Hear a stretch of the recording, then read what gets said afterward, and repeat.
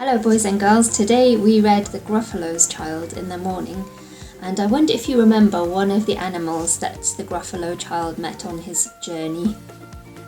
Do you remember?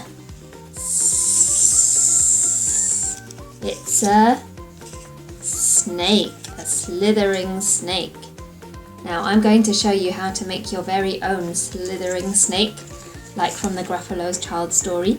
So if you'd like to make your own, then watch and I will show you what you'll need.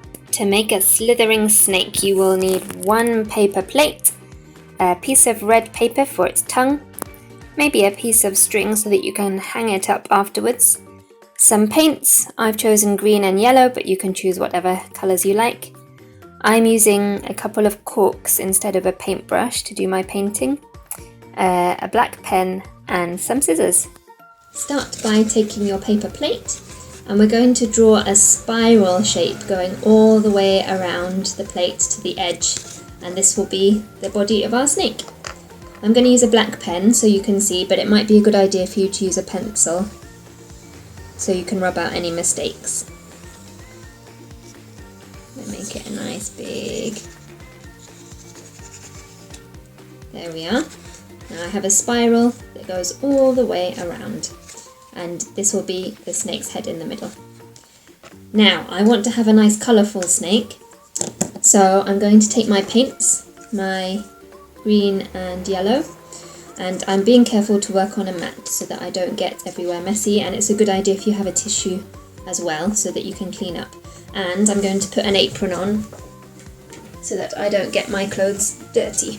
Okay, so now I'm wearing my apron. I'm ready to get painting. I'm going to use these corks to paint. So I'm going to start with the green. Carefully open the nice green paint. And I'm going to dip one end of the cork in the paint. Ooh, gloopy, look at that. And I'm going to just dot bits of green all over my plate to make the snake's skin. This bit's really fun. I enjoy it a lot. The nice thing about the corks is it makes quite a nice pattern, a kind of scaly pattern like snake skin. If you want, you can try following the spirals going all the way around so that you get your plate as covered as possible and your snake will be nice and colourful. I think that will be enough for my green for now. I'm going to put the cork carefully on the lid so that it doesn't go everywhere. Alright, that was the green, and now I'm going to do, you can see I've got sort of a lot of the plate covered, but I'm going to fill in the gaps with some nice yellow paint now. I really like yellow, it's a good colour. I've got a clean cork now. I'm not going to use the old one because I don't want to mix the colours.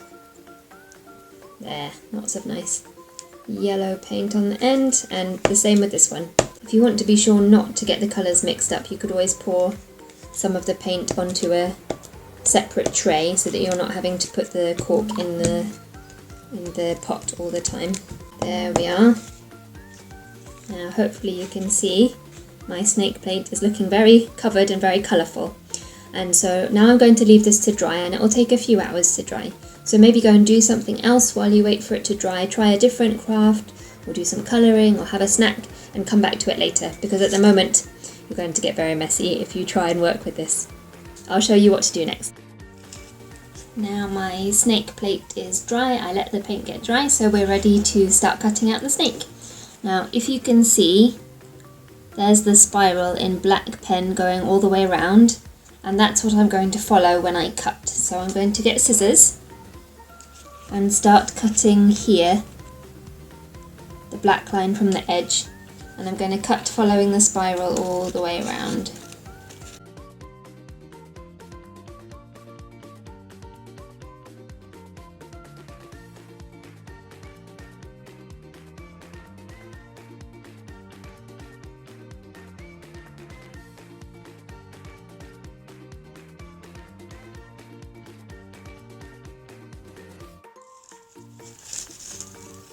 And there he is. You see my snake head just here. Maybe I'll cut it a bit more so you can see.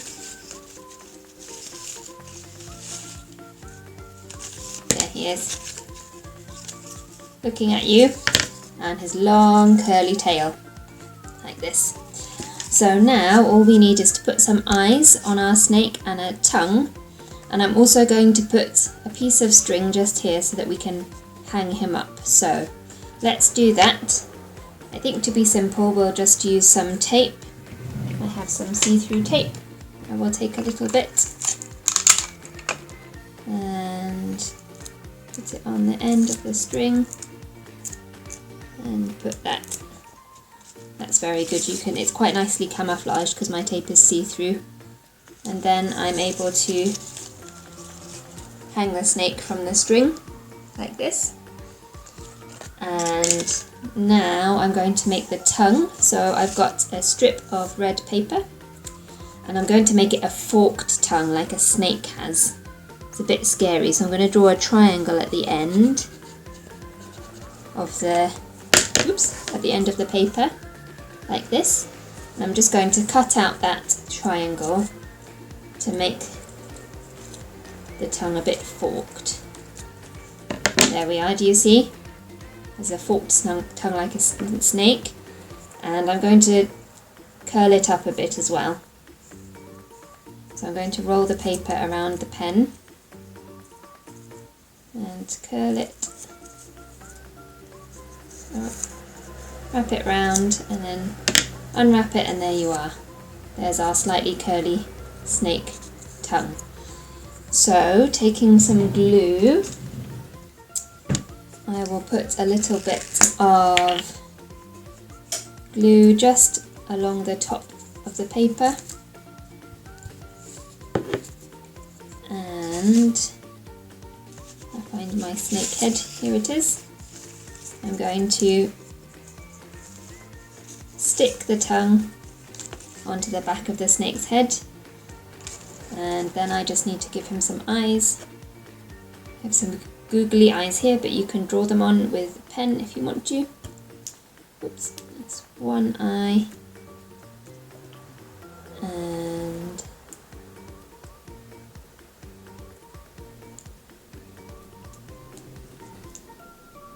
another eye. There we are. Here's my snake looking at you, and here's my snake uncurling himself. And you can hang him up, maybe in your bedroom. And he's quite fun, look at that, bouncing snakes. Hope you enjoyed. See you next time, children. Bye bye.